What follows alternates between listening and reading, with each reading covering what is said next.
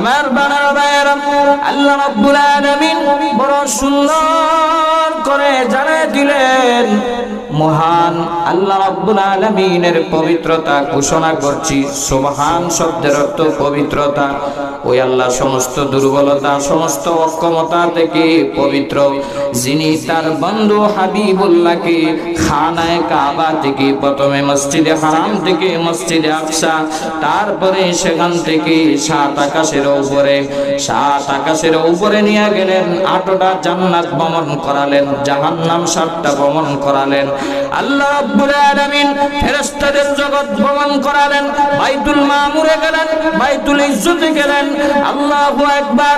আমার নবীজিকে মহান আল্লাহ সিদরাতুল মুনতাহার উপরে নিয়া সরাসরি আল্লাহর নূরের 70,000 পর্দার সামনে বসেয়া আমার নবীজিকে মহান আল্লাহ সরাসরি নিজে সাক্ষাৎ দিয়া বন্ধুর সাথে মোলাকাত করেছেন। আল্লাহু আকবার।